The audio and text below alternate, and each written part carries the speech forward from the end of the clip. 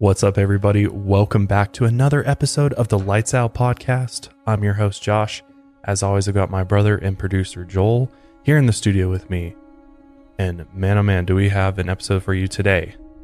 What is scarier than wild turkeys flying? That's some scary shit, man. That is. That was a new thing I learned, was that wild turkeys can fly. Oh my god, that was hilarious, though.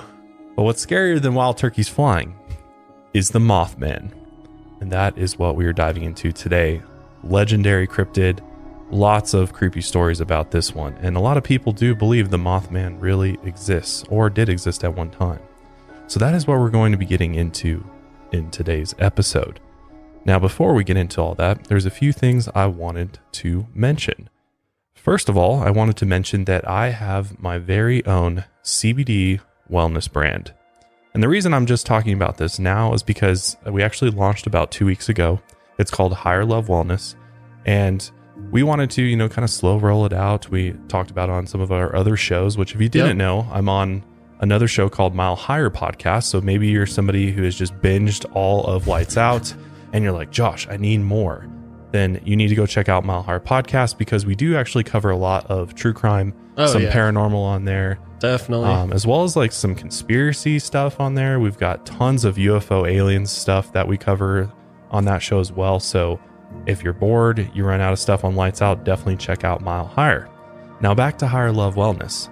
So if you're somebody out there who is looking for a natural way to get some therapeutic benefits to maybe just help chill you out, Joel for one, CBD is a really, really great option for you because CBD is, if you don't know what that is, it's a cannabinoid that is derived from the hemp plant.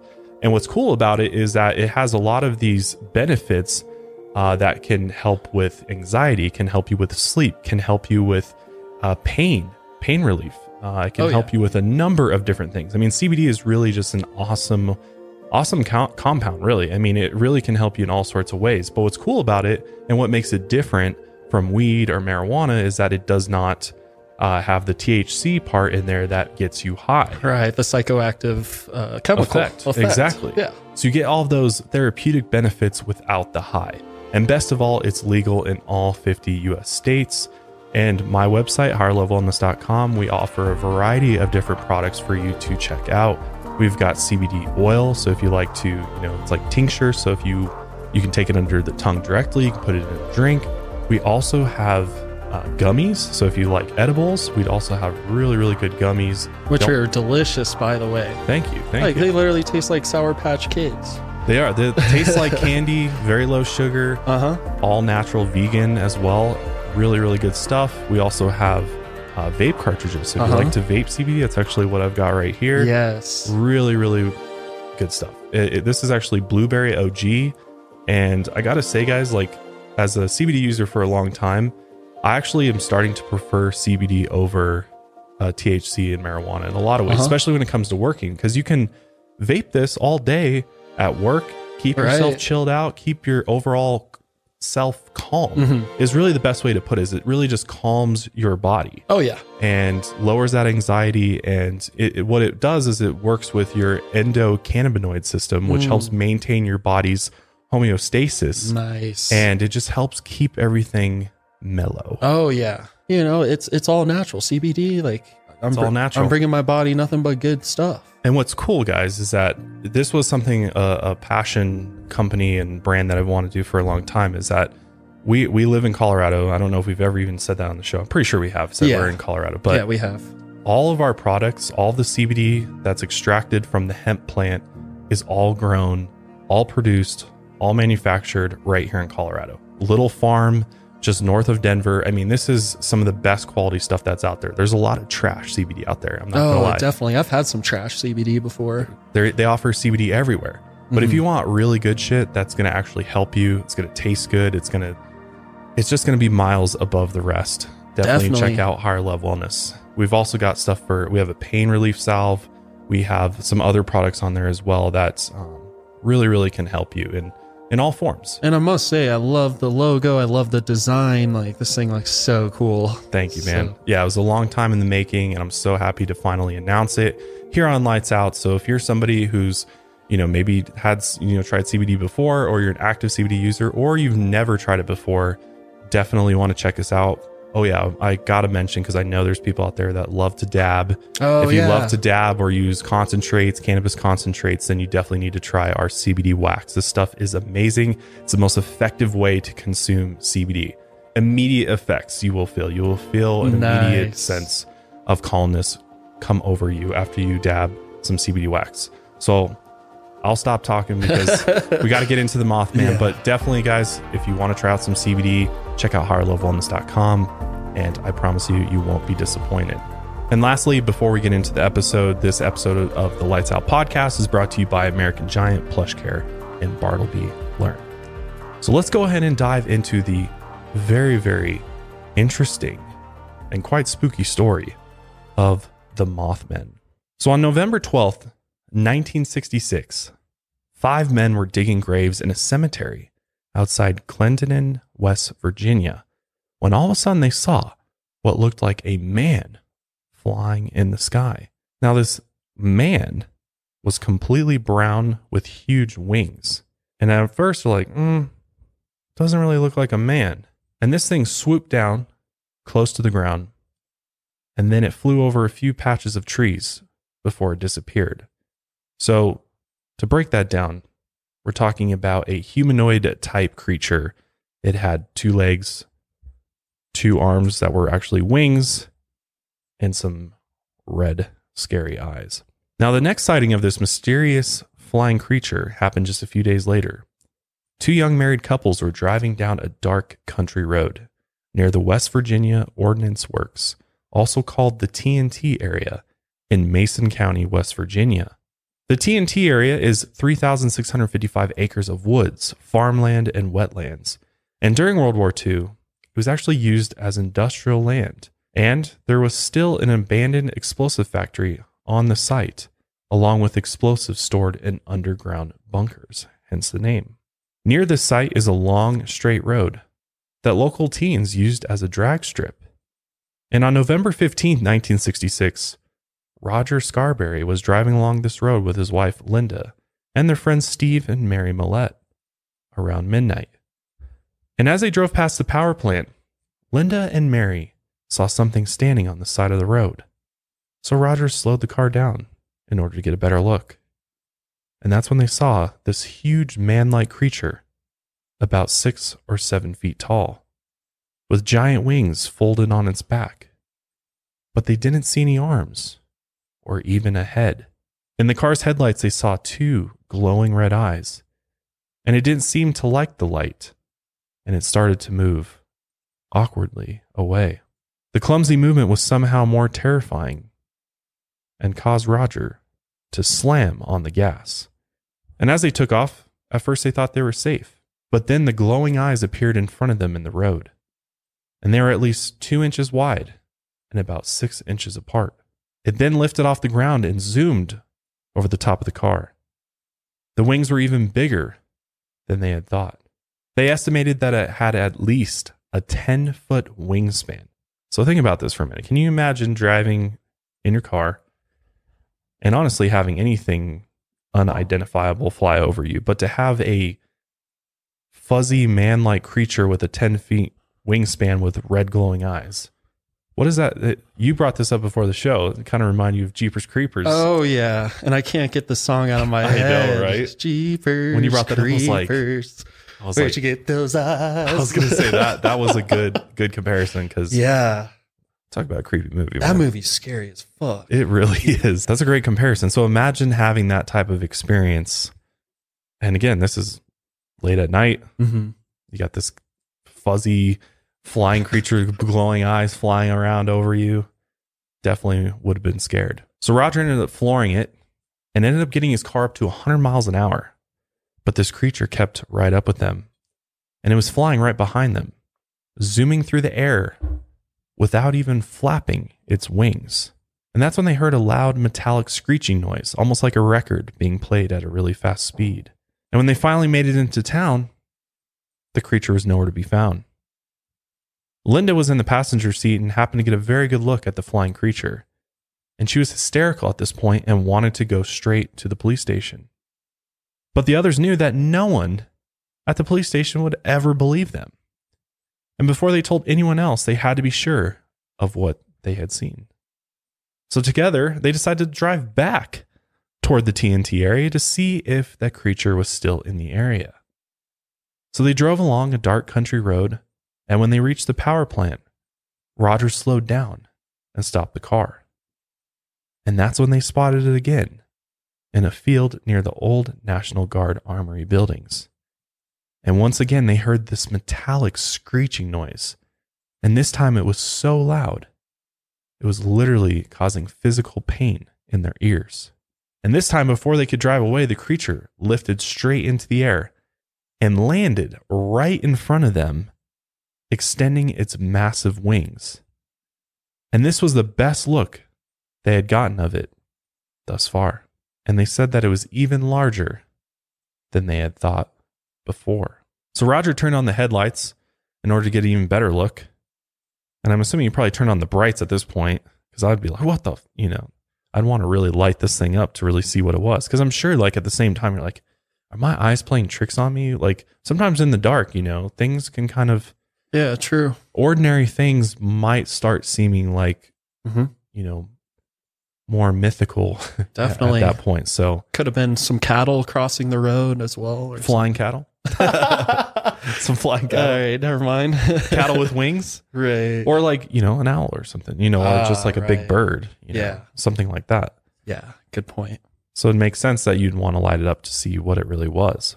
And again, this time when they turned on the headlights, the creature again backed away and disappeared into the night.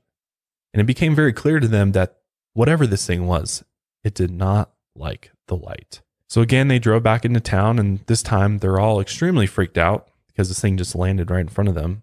And all four of them agreed to immediately report it to the Mason County Sheriff's Office, which made this the first official Mothman sighting on record. When they arrived at the police station, the deputy knew the couples actually, and he actually believed they were telling the truth. The deputy decided to separate them so that they could write out their statements. And he put them each in a different room and told them to write down exactly what had happened. And that makes sense. I mean, it's a good tactic to see if they're all going to tell the same story or if, everybody's story is going to be different. And they also asked them to make a rough sketch of what they had seen. And after they had completed this, the deputy read their statements. And every single detail matched up. And even the sketches looked very similar to one another. After confirming the details of this sighting they had had, the deputy went with the couples again back to the TNT area around 2 a.m. that night. When they got there, they found some hoof-like footprints and saw a few shadowy figures moving in the darkness. But nothing like the couples had described. No Mothman. The deputy tried to radio an update, but a terrible sound distorted the frequency before he could speak. And the couples informed him that was the creature making that noise. They tried to leave, but a dust cloud came out of nowhere and blocked the view of the road. The deputy later said he rarely was ever scared, but at that point he was ready to get the hell out of there. That night, Linda never calmed down. Linda's hysterical this whole time, and she has to go back to this place 3 fucking times. That's probably wasn't a good thing for her because she actually had to be treated medically for shock. Oh, wow. And it even got worse. Her ear started bleeding. And they discovered that she actually had suffered a concussion, all from hearing this creature's screeching call. But this can also happen when there's a sudden and dramatic change in air pressure. That was what the medical experts told her. But Linda was very certain that her injuries were caused by this mysterious creature. And over the next several days, she got phone calls that were just beeping sounds or screeching noises. She also heard disembodied voices and saw objects move on their own. She also told her friends she was visited by men in black suits who wanted to talk to her about what she saw. Men in black visited her after this whole experience. It's very interesting because if, there's any truth to that, then that really ups the ante on this story. And Men in Black, remind me again why they were so So Men in Black, if you're not familiar with Men in Black, there's obviously the movies Men in Black. True. And in the movies, the Men in Black are secret government agents who investigate basically paranormal events. And in those movies, obviously it's a fictional movie, Right. but they're dealing with aliens. Yeah. So a lot of people do believe that there are these secret agents, a part of some government agency that we don't know about, that are called the Men in Black. They wear black suits, and they show up when strange things happen, whether it's UFOs, whether it's sightings of cryptids, much like the Mothman. So if that's the case, then this kind of lines up with a lot of other people's experiences with the Men in Black, because they show up to try and scare you and get you to stay quiet about what you had seen. You obviously witnessed something that you weren't supposed to witness, and they don't want that information getting out. Right. So they show up at your door, and what's going to scare you more than two strange individuals in black suits knocking on your door telling you, don't ever speak about what you saw, or else this bullet's for you. Good point. So that's what they essentially told Linda, is stay quiet, and that her friends should do the same. But it was too late at this point, because the police report was already filed, and the police had already talked to the press. And the next morning, after being exhausted from being up all night, they described the experience in detail for the Point Pleasant Register. And during the interview, Roger said if he had been alone, he never would have said anything to anyone. But since there were 4 of them, and they all saw the same thing, he knew it was real. They insisted it wasn't a bird, bat, or any animal that they had ever seen before. And if it looked like anything, they said it would be an angel. That's crazy. I mean, that's wild. I think, we are so quick to dismiss people's, claims about what they've seen. But at the same time, it's like these guys were very, very particular about what they had saw. They saw some type of humanoid creature that had wings that was black with red eyes. And the closest thing they could compare it to help people understand what they saw was an angel. I mean, seems pretty specific to be making it up. Roger and Steve said that they both wanted to go back to the TNT area to look for it some more. They thought maybe it lived in the abandoned power plant in one of those giant boilers. So Steve planned to drive out that night, but Roger only wanted to go when it was light out. And the story was published on November 16th in the Point Pleasant Register with the headline, "Couples see man-sized bird ... creature ... something." The morning after they filed the report, the sheriff held a press conference about the sighting, and everyone in town was talking about the flying man out by the power plant. The second reported sighting was that same day. Marcella Bennett was with her young daughter, brother, and sister-in-law when they saw something shaped like a man with enormous wings. Marcella said the neck went way down into the chest, much like a bird, and it stood casually nearby like it was waiting for her to walk up to it. But obviously she was terrified by this thing because it had these horrible, spooky, glowing red eyes. I don't know about you, but I'm definitely not walking up to anything or anybody who's got glowing red eyes. Definitely not. I'm going the opposite direction. Yep. Because anybody with glowing red eyes, probably not somebody you want to meet or something you want to fuck with. Yeah. Or come close to. Seriously.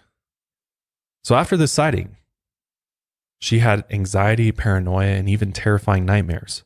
She felt like the Mothman was watching her all the time, and she could feel its presence near her.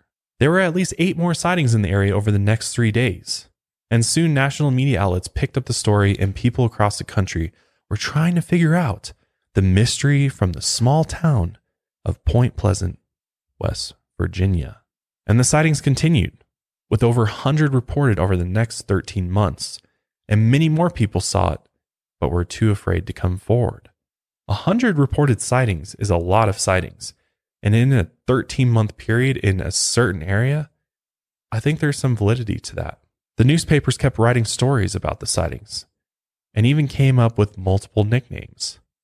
And the one nickname that stuck was the Mothman. On November 27th, less than 2 weeks after the first sighting, a woman named Connie Carpenter was scared half to death when she was driving home from church. She had just left the church service when it appeared in front of her car, And she said it had red eyes, like the devil. And this encounter with the Mothman completely traumatized her. And she couldn't stop talking about these red eyes that she felt like were still watching her even after the encounter was over. And like Linda, men in black suits came to visit Connie. They asked her questions about what she had seen, wanting to know every detail. But then they warned her, do not tell anyone else about what you have experienced. One night, a local contractor was outside when he saw a dark figure hanging out in a field near his house.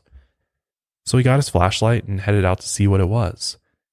And when he shined his flashlight on it, he saw eyes glowing back at him that reminded him of bicycle reflectors. After his German Shepherd disappeared, he was sure this glowing-eyed creature was responsible. 2 volunteer firefighters who were very well respected in the community saw what they thought was a man-sized bird with these same glowing red eyes. The descriptions of this thing varied slightly, but a few things were consistent. The Mothman walked on its hind legs and was taller than the average man, about 6 to 7 feet tall. It had large wings, but no feathers, and an 8 to 15 foot wingspan. And when it flew, it took off like a helicopter, flying straight up into the air instead of taking a running start. And crazy enough, it never flapped its wings. That's what's truly bizarre to me about the Mothman, is the fact that it seems to have an unnatural way about it. Like, it doesn't seem to be a natural creature of this planet. It seems like it kind of hovers like a UFO and moves like a UFO at fast speeds. And yeah, that's kind of what I get. It's almost like it's able to defy gravity in some ways. Like, it's got this special abilities to it where it's not beholden to, you know, the laws of physics here on Earth, and it's able to just kind of move all over the place, but also disappear. And like you said, its movement mimics what many UFOs do. One woman told people close to her that she had to fight off the Mothman when it tried to steal her 6-month-old baby. She was so terrified after this, she refused to report it to the police. A shoe salesman named Tom Urey saw the Mothman while driving near the TNT area. He saw it take off like a helicopter and fly right over his car.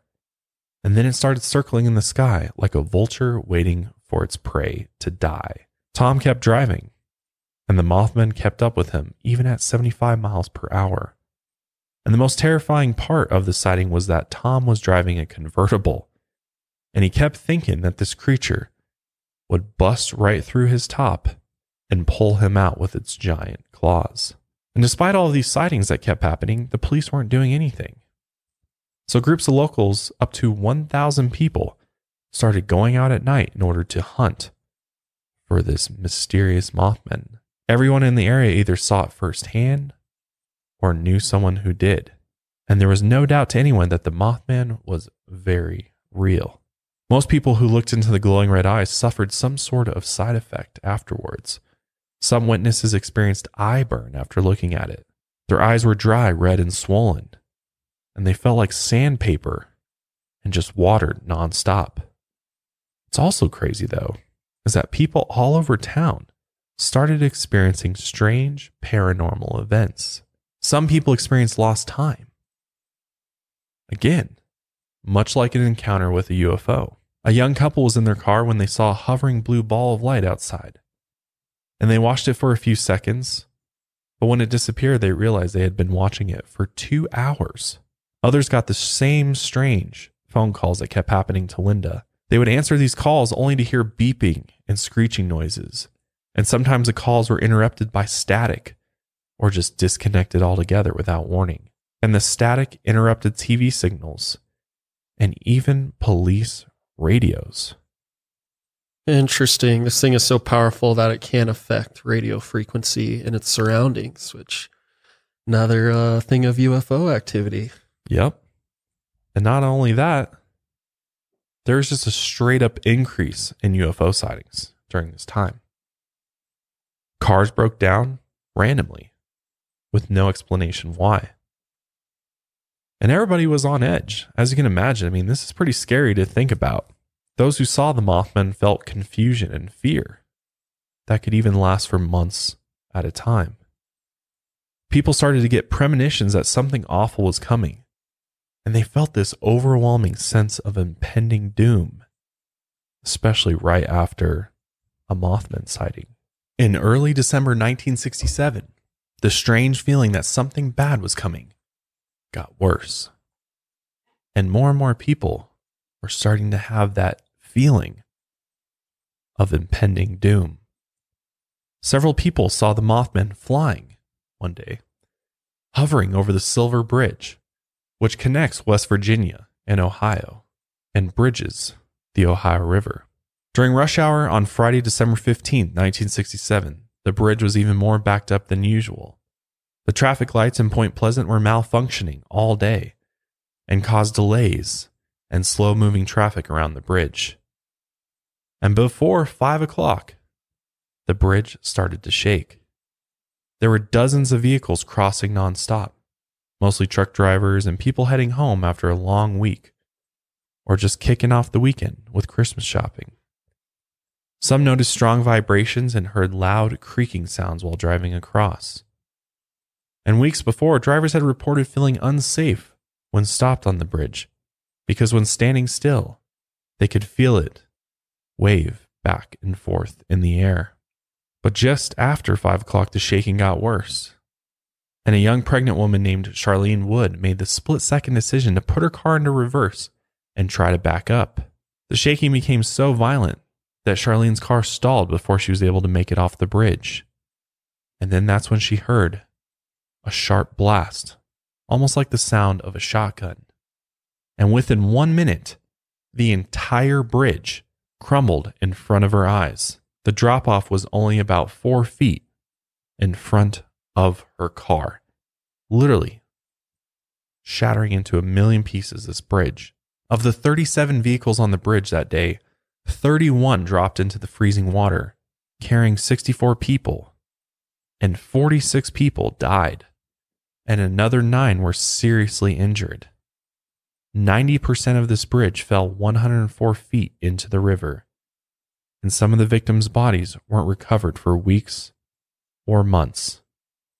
And there's even 2 individuals that were never, ever found.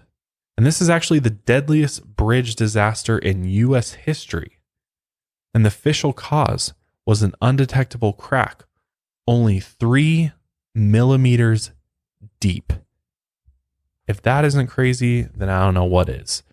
That is absolutely wild. And the fact that people almost predicted that this was going to happen. They had this overwhelming feeling that something on this bridge is going to go terribly wrong. And instead of cables of steel wire, the bridge used eye bars or steel plates, which were held together with pins. And when one of the eye bars fractured, a pin fell loose. And eye bars were used because they're cheaper than cables, and only 2 eye bars were used in each section. Other eye bar bridges use up to 8 per section. And the only way anyone could have found this fracture would have been to take the whole bridge apart, which is impossible to do without it collapsing. So, this disaster, some say, was inevitable due to this flaw in its engineering. But not everyone thinks so. The Mothman showed up around Point Pleasant 13 months before the collapse, and there were sightings of the Mothman around the bridge just days before. So some believe the Mothman came as a warning and tried to prevent the bridge collapse. Maybe it tried to put the visions in people's minds of it collapsing so someone could stop it. But at the same time, many people just felt the vague feelings of danger or impending doom in the days leading up to this disaster. And it's possible this feeling of doom could have been caused by infrasound or sound wave frequencies that are too low for people to hear. Even though we can't hear them, they still have a powerful effect. It even interrupts normal sleep patterns and wreaks havoc on the central nervous system. It can cause feelings of anxiety, vertigo, disorientation, nausea, and even vibrations in our inner organs. And high volume infrasound can cause organ rupture and death. So the Mothman may have been using infrasound as a tool to try to warn people, or it might have just made a noise at a frequency people couldn't hear, not knowing the effect it had on humans, or just not caring. But still, the Mothman might have saved some people that day. There were multiple stories of close calls, like the group of carpoolers from the Goodyear plant in West Virginia. They drove over the bridge every day around 5 p.m., but on the day of the collapse, they got a flat tire, and the mechanic couldn't figure out what had caused the flat. Then there were malfunctioning traffic lights. The Mothman was known to interfere with electrical systems, and maybe this could have been a failed attempt to keep people off the bridge from not understanding how our traffic and roadways work. Those who were terrified by Mothman sightings disagreed, arguing that it was there to cause the tragedy and not prevent it. And the interference of the traffic lights was the Mothman making sure there were as many people as possible on the bridge when it collapsed. After the bridge disaster, sightings of the Mothman in Mason County pretty much stopped, which is so bizarre. Some good did come from this tragedy, though. The National Bridge Inspection Standards were created to prevent something like this from ever happening again. And these new standards have theoretically saved thousands of people from dying in similar disasters. And eventually the Silver Bridge was replaced with the Silver Memorial Bridge, about 1 mile from where the original collapsed. So there's a lot of people who have mixed feelings about the Mothman. Many think that he is this harbinger of doom, and other people think he's almost a hero. So let's go ahead and get into some of the theories about what this Mothman may actually be. But before we do, I want to quickly thank our sponsors for today. Let's face it, we probably all have something we should see a doctor about, but have been putting it off. Your health is too important to ignore. If making a doctor's appointment feels like a chore, then PlushCare is here for you. They make it super easy to schedule an appointment and see a doctor, so you and I can prioritize our health hassle-free. PlushCare provides virtual doctor appointments through your smartphone or computer. And what's cool is I just pick a time that works for me and then book the appointment right online. I don't have to sit on hold forever to make an appointment or leave the house and sit in a crowded waiting room. With PlushCare, I can be diagnosed, treated, and even have a prescription sent to my pharmacy of choice if needed, within minutes. And what's cool is that PlushCare accepts most major insurance carriers and is available in all 50 states. And PlushCare's doctors care. They're there to help by discussing treatment options and providing prescriptions as needed. And best of all, they're available anytime I have questions. And if you're having difficulty managing your emotions, who isn't these days? PlushCare doctors are available to help. So schedule an appointment today to discuss your treatment options. I went on this app, tried it myself, the easiest process ever. Literally took me less than 5 minutes to get an appointment scheduled for that same day with a doctor in order to get my inhaler refilled. Super easy. I can't stand going to the doctors. It's always such a pain. But PlushCare makes it easier than ever to take care of yourself inside and out. So start your membership today. Go to plushcare.com/lightsout to start your free 30-day trial. That's plushcare.com/lightsout for a free 30-day trial. Again, check out plushcare.com/lightsout. Our next sponsor is American Giant. I'm a big fan of American Giant because one of the things that is so hard to find these days is a clothing company that makes clothing that will last you for years. I feel like so much of the clothing I've bought over the last 5 years I don't even have anymore. Oftentimes the clothes just get ruined in the wash. They get holes. They just fall apart. But with American Giant, I can proudly say that this clothing will last you for years to come. And what's also cool is American Giant was founded in a moment of opportunity, where dissatisfaction with the way clothes are made meets new technology to sell directly to people online.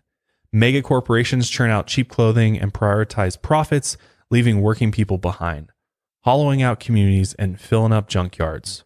And choosing American Giant means you're supporting a supply chain that's 100% in the USA and taking a stand for conscious consumerism, hardworking people, local communities, and of course, quality clothes made to last.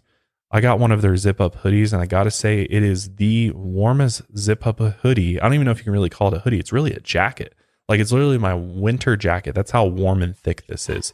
And I just know by the quality, and you'll feel it yourself when you pick up some of their clothing. You will know right away that this is absolutely quality and it will last for years to come. And right now, what's awesome is you can get 15% off your first order when you use promo code LIGHTSOUT at American-Giant.com. That's 15% off when you use code LIGHTSOUT at American-Giant.com. Check them out today. And our last sponsor for today is none other than Bartleby Learn. Bartleby Learn helps you get homework done fast. It helps you get homework done right. So you got more time to listen to podcasts, to watch your favorite TV show, to play that video game you've been wanting to play. And it's just an easier way to study hard. With Bartleby, you'll get 24/7 homework help in more than 30 subjects, including business, science, math, and engineering. You can access helpful learning materials, step-by-step solutions to millions of textbook problems. Who doesn't want homework help? And there's subject matters who are there to help you answer even the toughest questions that might get you stumped. Seriously, if I was in school, I would 100% be using Bartleby Learn, because who doesn't want to get their homework done faster and get it done right? So with Bartleby Learn, you can sign up for free at getbartleby.com/lightsout, and you'll be able to ask 10 free homework questions. That's getbartleby.com/lightsout for 10 free homework questions. I mean, who doesn't want to get free homework help? And right now, this offer is valid through December 31st of 2021. So again, Bartleby is the easier way to study hard. All right, we're back. Let's talk about some theories about the Mothman, because there's some very interesting ones out there. So many people still insist that the Mothman showed up as a warning or to somehow do good. And they feel it's like a precognitive being, meaning it knows when something terrible is about to happen.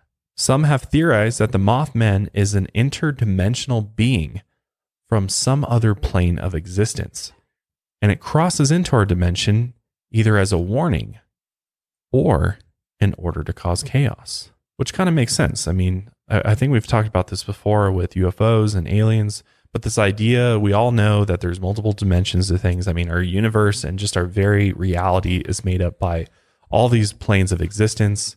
I mean, we're finding out more and more as time goes on that everything is far more complex. Mm-hmm. And it could be another example of a shapeshifter, which we've seen in lots of different cases before. So yeah, that's a good point. So maybe this thing is shapeshifting from an ordinary human being into this Mothman, or it's shapeshifting as it interdimensionally travels, which honestly, I'm kind of a believer in this idea of interdimensional beings, and there being some types of creatures, some types of beings that are capable of affecting real things in our reality. And if you've ever looked into interdimensional bleeding and things like that, there's a very real possibility that this other plane of existence, this spiritual realm, whatever you want to call it, can sometimes bleed into our reality. And therefore things like the Mothman, like UFOs, like aliens even, or even talking about spirits. We're talking about, what people call demons or angels or other types of spiritual beings have this ability of sometimes coming into existence in a way, a physical form where they actually manifest in a way that we can see them. But they have this ability to instantly retreat back into their plane of existence, which makes sense for why they can disappear. They can defy gravity. They can fly around when they should be flapping its wings to fly. This thing can just hover around like a hovercraft. So it kind of makes sense. But another theory that's out there is from the curse of Cornstalk. And Cornstalk was a powerful Native American chief who disliked war and made peace with the white settlers after a major battle where both sides lost many men. But in 1777, after they had a peace treaty, the British tried to recruit the tribes, and Cornstalk still wanted peace. So he went to warn the settlers in Point Pleasant. He ended up being taken hostage along with a few other members of the tribe, and they were used as bargaining chips. They were treated well, and Cornstalk even helped them map out the area. But everything fell apart when a white man was killed by Native Americans. Angry settlers murdered Cornstalk, his son, and 2 other Native Americans as revenge. Cornstalk was actually shot 8 times before he finally fell. And it's believed that as he died, he placed a curse of death and destruction on the town for the next 200 years. So people think multiple tragedies in and around the Point Pleasant area were caused by this curse. There was a coal mine disaster in 1907 that killed 310 people. In 1944, there was a tornado that killed 150 people.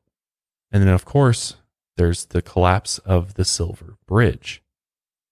If Chief Cornstalk sent the Mothman to destroy the bridge and terrify the town, maybe this thing is even a thunderbird. In Native American culture, this is a huge menacing bird-like creature that causes strong winds and thunderstorms just by flapping its wings and shooting lightning from its eyes. And just before the bridge collapsed, people on either side said they heard a sonic boom. It sounded like a sudden, sharp explosion. And the shock waves of this boom generated so much energy that they caused severe damage to this already weak structure. One woman on the Ohio side of the bridge was on the street waiting for a light. The shockwave shook the ground, and a light post came crashing down on top of the car behind her. The sonic boom could have been caused by the Mothman's or the Thunderbird's powerful wings. But according to eyewitnesses, the Mothman never flapped its wings to fly. It just glided through the air. And maybe that's because one flap of its wings could cause massive destruction. On the other side, skeptics have all sorts of explanations for what the Mothman really is. Scientists claim the Mothman was just a lost weather balloon. That's always the famous one, right? Everything that's unidentified in the sky is a damn weather balloon. Really? Since when did you see a weather balloon that's got glowing red eyes? Never. I've never even fucking seen a weather balloon. Who's seen a weather balloon? I have never seen one either. Who's been driving like, oh, is that a UFO? Oh no, it's just a weather balloon. It's a 9 News weather balloon. Like, no. Yeah. I love that. I love that excuse that skeptics give for unidentified objects. They're always like, it's a weather balloon. No. This is funny. Some people said it was a teenager in a Halloween costume who was running through the forest somehow with a little jetpack on, flying through the sky. Like, come on, man. Especially like hovering around the cars and those cars going like 100 miles an hour. Come on. This is not. I mean, there's too many reported sightings for somebody would have caught this dude. Mm-hmm. Somebody would have caught and beat this guy up for trying to scare him. Definitely. And there's no way a teenager in a costume could be flying around or even have glowing red eyes. It's the most ridiculous explanation for the Mothman. He's flying around like he's on Harry Potter on a broomstick or some shit. No, not happening, man. No, not happening. Others have said this is just a case of prolonged mass hysteria that affected almost the entire town of Point Pleasant for over a year. Which I guess, I mean, it does happen. Mass hysteria does happen.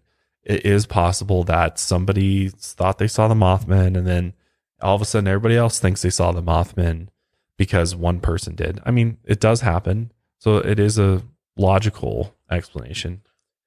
But the most persistent explanation, and many say likely explanation, is that Mothman's just a bird. And there's been multiple species of birds suggested. But no birds fit the description of any Mothman sighting, not even by a long shot. The Mason County Sheriff's Department said the first reported sighting was probably a shite-poke heron. And obviously in West Virginia, there's multiple kinds of herons, but most of them are pretty small. Nowhere near a man-sized, a 6 to 7 foot heron.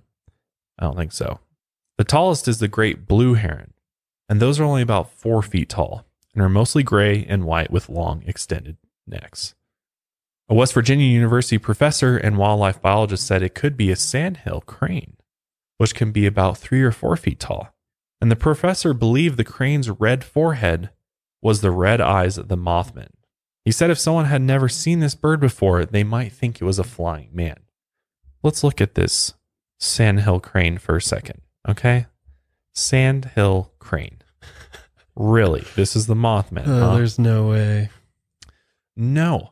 I mean, I get the red eyes maybe, but come on. People are not going to be freaking out driving back 3 times to an area to look at a damn crane. Definitely not. And the Mothman had no neck. Yeah, it exactly. was huge. Yeah.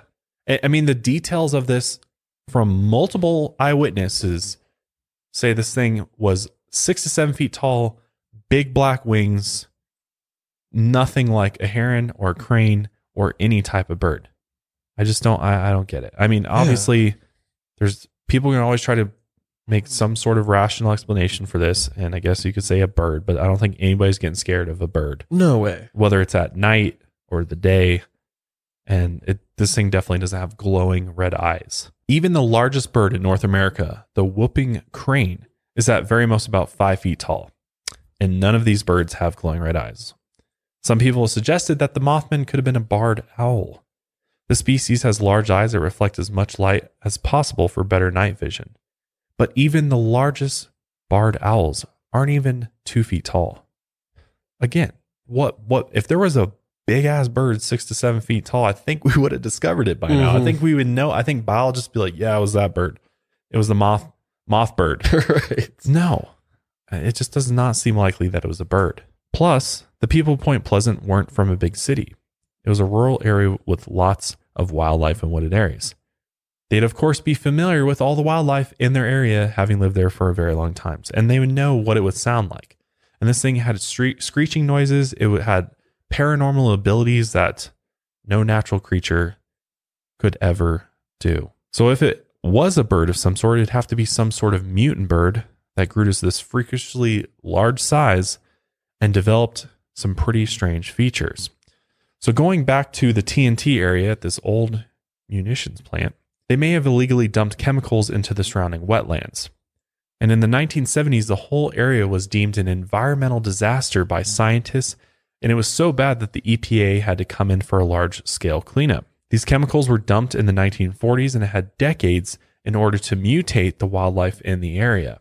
And some even think since the 1940s, the government has been using this area in order to conduct secret tests and experiments. So maybe the Mothman is a result of some sort of mutant creature as a result of the chemicals that were dumped into this area. But then again, I think there'd be a lot of mutant creatures running around. It wouldn't just be the Mothman. It'd be the squirrel man. It would be the deer man, the goat man would be running around this area. All of them would be there. I mean, because chemicals are, radioactivity. Chemicals are going to affect multiple biological creatures. There'd probably be more weird things going on there. And maybe there has been. I mean, there probably honestly has been. But I would think too much radiation would just end up killing something. Right. Would it be? This thing seems intelligent to me. So there is a possibility that maybe the Mothman was actually created in a lab in order to be experimented on and used as a secret weapon for the military. And this is a very interesting concept to me because I think that there is a likelihood of experimentation of crossing animals with humans. I think that's a very logical idea that some sick agency out there would want to experiment with. Yeah. Because I mean, imagine if if you're a military and you have this hybrid being that is half bird, half man, and in some way, shape, or form, you've been able to give it these crazy abilities. You've been able to take the best of both and put them together, and all of a sudden you've got this like super creature that could be this ultimate weapon for you. Yeah, exactly. It's pretty interesting to think about, and it seems plausible to some extent. And obviously the Mothman would make a really good weapon. It could disorient the enemy with infrasound or cause mass destruction by just flapping its wings. So you get those sonic booms. And maybe agents could have lost control of this experiment and the Mothman escaped. Maybe. Which would make sense for that sounds more the Men in Black. realistic. Yeah, right. Fits the whole Men in Black narrative that people who saw the Mothman experienced. Makes sense for why they'd visit him. Or maybe it was created for an experiment on the public. Maybe this is like a psychological experiment in order to test how people would react to a strange phenomenon like this. In 1966, a writer by the name of John Keel visited Point Pleasant in order to research UFO sightings for an article he was writing for none other than the Playboy magazine.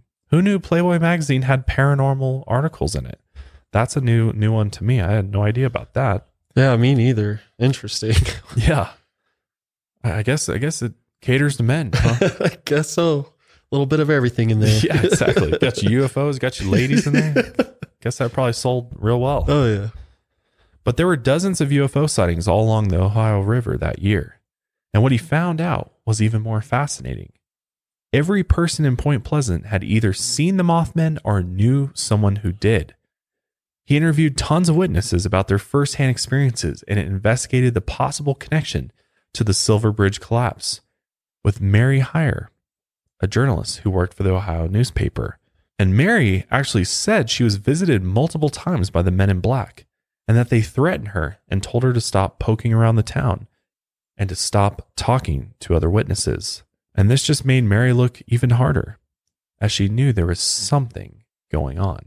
She needed to find out what. John also consulted with prominent cryptozoologist Ivan Sanderson and documentary producer Fred Freed.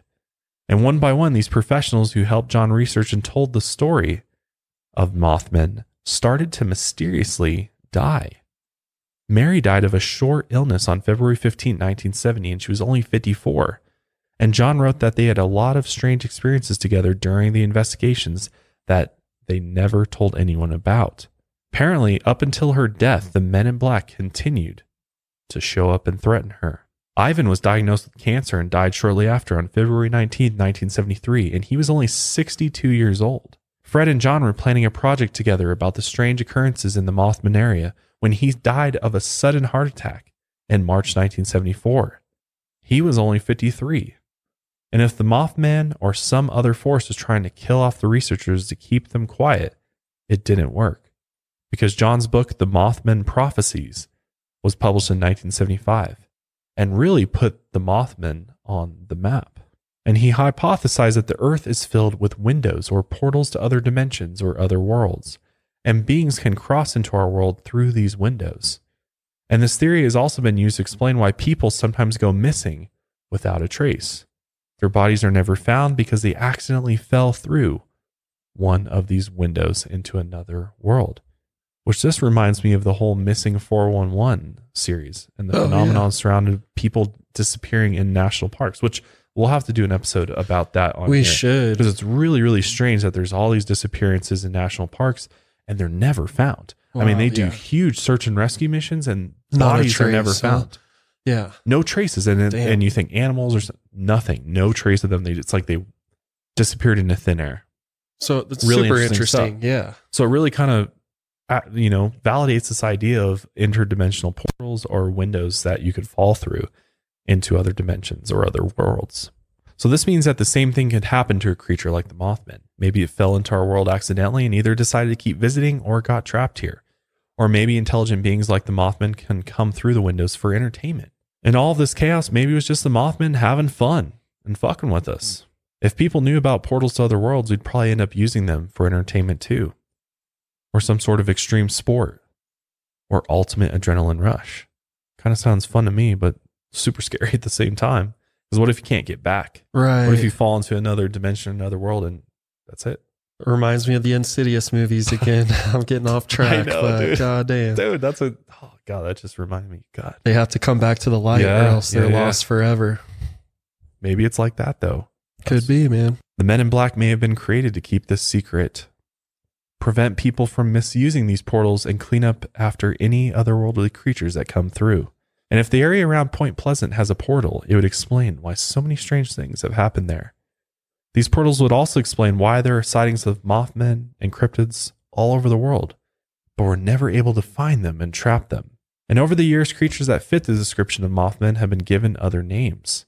In 2006, multiple people in Wisconsin saw what looked like an enormous flying human with glowing eyes, which they called it Man-Bat. And from April to July 2017, there was the largest number of sightings ever in one area in Chicago. There were over 20 reports of a winged humanoid, and every week there was another sighting, and people started calling it the Chicago Mothman. The descriptions were consistently a 6 to 7 foot tall figure with large wings, and for at least 6 years before the Chicago Mothman started showing up weekly, similar sightings happened all along the shores of Lake Michigan, so much so that they called it the Lake Michigan Mothman. People have seen the Mothman before other tragic events and not just the Silver Bridge collapse. This reinforced the idea that the Mothman knows or senses when tragedies are about to happen. On September 10, 1978, 36 workers at a mine in Freiburg, Germany, saw what they thought was a tall man in a trench coat at the entrance of the mine. And when they got closer, they saw the trench coat was a pair of massive black wings. And as this thing opened its wings, it shrieked, and it sounded like 50 men screaming over the sound of a train's emergency brakes. And after this, all the men stepped back. But the shrieking figure didn't move, and the miners were too scared to go anywhere near it. Instead of going inside the mine to start working, they worked outside, hoping this thing would eventually leave. But about an hour later, a massive underground explosion collapsed the entrance to the mine, and when the men ran over, all they saw was smoke and flames, and the shrieking figure was gone. Investigators later determined that if the 36 workers had been inside the mine when they were supposed to be, that they would have all died. So they were literally saved by this shrieking being. In April 1986, tragedy struck at the Soviet Union during a routine safety check at the Chernobyl nuclear plant. One of the nuclear reactor cores ruptured, causing a steam explosion and fire that released radioactive contamination into the air. 68,000 people were evacuated and dozens died in the immediate aftermath. This was the worst nuclear disaster in history, and the Mothman was there. Witnesses saw a man-sized creature with beaming red eyes flying over the town, and Chernobyl workers saw it gliding over the plant. They ended up calling this thing the Black Bird of Chernobyl. Everyone who saw it had horrible nightmares, and several reported threatening phone calls and hang-ups. That's crazy. Even Chernobyl. That's another one we got to do is Chernobyl. Definitely. But the Mothman was spotted around another bridge disaster in Minneapolis in August 2007. The 35W bridge collapsed during rush hour. 13 people died and 145 were injured. And during the month before the disaster, multiple people saw a figure that fit the Mothman description flying over the bridge. In 2009, residents of a city in Mexico started seeing a tall man-like figure with huge wings and bloodshot eyes. A young student said the figure chased him for 15 minutes, and 2 girls heard it shriek while they were walking in an apple orchard. And it was around this time that the cases of the swine flu started rapidly increasing in the area. The Mothman was also spotted in New York City, flying around the Twin Towers just 5 days before the 9/11 attacks. It was spotted again gliding through the smoke after the first tower collapsed. After each disaster is over, the Mothman sightings stop, which leads more and more people to believe that whatever this thing is, it's here to warn us of some sort of impending doom. But since all this, the Mothman has become an important part of West Virginia folklore, and it's the reason why Point Pleasant became a major tourist destination. By 2002, tourism had grown so much that the town started the Mothman Festival, making millions of dollars from about 15,000 visitors each year. And even after this, the Mothman Prophecies, the movie, came out, which is based on the book, in 2002. In 2003, a 13-foot statue of the Mothman was erected in Gunn Park in downtown Point Pleasant, in which they renamed the spot to Mothman Park. It's a badass statue, man. That is. I love the design. That's really on that. cool. A retired welder actually made the statue. Interviewed dozens of eyewitnesses and only included characteristics they described. So this thing's like made to scale. The statue has upper and lower fangs, sharp claws. This thing's got 6-pack abs, dude. Does. You don't want to fuck with the Hell Mothman, no. man. And red eyes the size of footballs. Damn. That's a scary statue. And by 2005, even more people started coming to see this statue. So the town opened up the Mothman Museum, which attracts thousands of visitors. And people spend hours studying the exhibits and reading the original handwritten statements and depositions from the sightings in the 1960s and drawings of the Mothman. This is like a big deal. I mean, it's crazy how much firsthand accounts there are and drawings and people who have witnessed this creature. Local seniors who visit the museum talk about their firsthand accounts of the Mothman decades ago. And for a lot of them, it's the first time they've ever told anyone outside their immediate families. In 2016, a man who recently moved to Point Pleasant pulled over when he saw a strange creature jumping in the trees. And it didn't look like any animal he'd ever seen, so he took a few pictures. It had long legs like a man and large wings with pointed tips. And when he started showing the pictures around town, he learned about the legend of the Mothman. Locals have studied the pictures and are positive it's the real thing. And they believe that the Mothman is still hanging around Point Pleasant. So Point Pleasant brings all sorts of people there, believers and skeptics, in order to come and hope to get a glimpse at the infamous Mothman. And for many people, it's their favorite cryptid. Honestly, it's probably one of my favorite cryptids for sure. Yeah, I was going to say the same. Because there's actually a lot of evidence for it. There's a lot of eyewitness statements. There's a lot of descriptions of it, more so than many other cryptids out there. And there's even an online petition, which I'll link below, that's been signed by thousands of people to replace all of the Confederate statues in the U.S. with Mothman statues like the one in Point Pleasant, as well as with other statues of famous cryptids. I am totally down for that. That'd be so cool if you go to the Colorado Capitol and they've got a big old statue of Bigfoot out there. That'd be so sick. That'd be sick, like a life-size welded, just like that one. That Mothman statue would be so cool. Oh yeah, I would really like that. Screw the Confederates. Like let's get the cryptids out there, man. More people need to know about it. They deserve a statue. They do. Definitely do. So that's the story of the Mothman. There's probably a lot more out there that I didn't even get a chance to cover, but this is a very good place to start. So I want to know, do you believe in the Mothman? Do you think there's a possibility that the Mothman is some type of interdimensional creature? Or maybe it is this mutant hybrid being that the military created? I want to know what you think. I think it's very possible this is some sort of interdimensional being. I think could definitely be these windows or portals across our planet that sometimes let through things from other dimensions or other worlds. I think that seems very possible. Yeah. And I think this could definitely be a skinwalker or something. Who knows? Like that. I mean, it could be something like that. It could be something ancient for all we know. I mean, who really knows? True. Yeah. Who really knows? Who knows? Or it could just be a fucking bird. I mean, and everybody got it twisted from the beginning, and could be a giant turkey all over again. Maybe it's the damn turkeys. These damn turkeys, and maybe people just didn't realize wild turkeys fly, and that's what it is. So I don't know. Who knows? Who knows? But let us know what you guys think, and hopefully you enjoyed this episode of the Lights Out Podcast. If you did, we'd love for you to subscribe. Make sure you subscribe to us on Apple Podcasts and on YouTube. We'd really appreciate it. You can also follow us on Spotify and on Twitter and Instagram at Lights Out Cast. But until next time, guys, lights out, everybody.